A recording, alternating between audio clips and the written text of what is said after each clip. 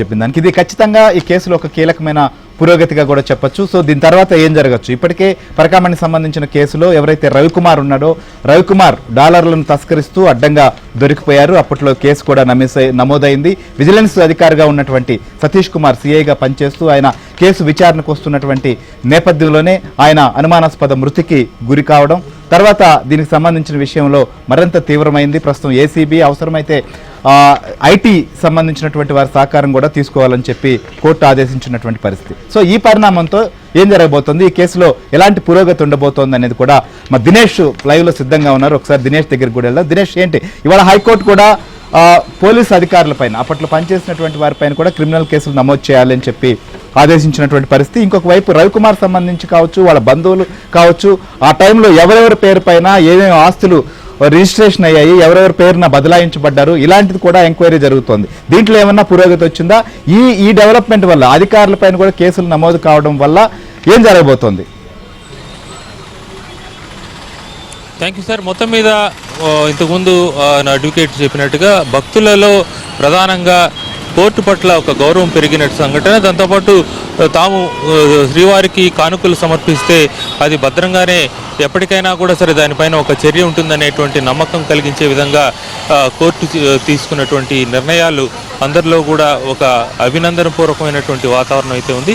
అయితే ఈ కేసుకు సంబంధించి ఏదైతే ఎంక్వైరీ చేసినటువంటి సిట్ ఎవరైతే దీంట్లో ఇన్వాల్వ్ అయి ఉన్నారో వాళ్ళందరినీ కూడా పిలిచి వాళ్ళ యొక్క వర్షన్ కూడా తీసుకోవడం జరిగింది. ప్రతి తిరుమలలో ఉండేటువంటి అప్పట్లో ఉన్న 1 టౌన్ కావచ్చు, 2 టౌన్ కావచ్చు, అలాగే విజిలెన్స్ టీటీడీ విజిలెన్స్కి సంబంధించినటువంటి వాళ్ళు కావచ్చు, ప్రతి ఒక్కరిని కూడా పిలిచి వాళ్ళ వర్షాన్ని కూడా తీసుకోవడం జరిగింది.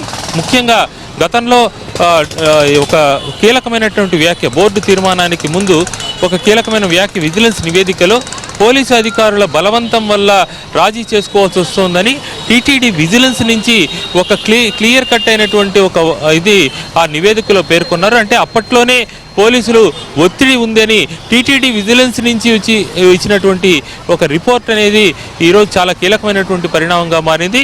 అంటే అప్పట్లో ఎవరెవరు దీని వెనక ఉన్నారు అనేటువంటి అంశం, అంటే అప్పట్లో యాక్చువల్గా కేసు నమోదు చేసే దాంట్లో కూడా ఏదైతే ఇంతకుముందు అడ్వకేట్ చెప్పినట్టుగా కేసు నమోదు దగ్గర నుంచి చివరికి లోక్ అదాలత్ వెళ్ళే వరకు కూడా ఒక ప్లాన్డ్గా జరిగింది. అంటే అంతకు ముందు కూడా ఈ యొక్క భాగాలు పంచుకోవడం అనేది, ఆస్తులు తీసుకోవడం అనేది ఇవన్నీ కాదు, ఇదంతా కూడా ఒక గూడుపుటానిలాగా ఒక వ్యవస్థీకృతంగా జరిగినటువంటి పరిణామం అనేటువంటి భావన తిరుపతిలో ఉండేటువంటి చాలా మందిలో కూడా భక్తుల్లో ఉంది, శ్రీవారి భక్తుల్లో కూడా ఉంది. ఆ రోజుల్లో అప్పటి ప్రభుత్వంలో అప్పుడున్నటువంటి తిరుమలలో ఉండేటువంటి అధికారులు చాలా వరకు కూడా నేరుగా కీలకమైనటువంటి అప్పుడున్నటువంటి కీలకమైనటువంటి పెద్ద నేతలతో నేరుగా సత్సంబంధాలు ఉన్న వ్యక్తులుగా కూడా ఒక అభిప్రాయం ఉన్న నేపథ్యంలో వాళ్ళు ఎంతగా ఒత్తిడి చేసి వ్యవస్థలన్నింటినీ కూడా ఇలాగా చేశారు. శ్రీవారి భక్తులు సమర్పించిన కానుకలు ముఖ్యంగా విదేశాల నుంచి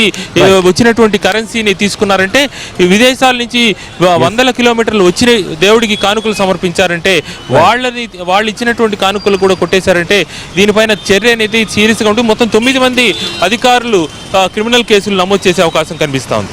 రైట్, థ్యాంక్ యూ దినేష్.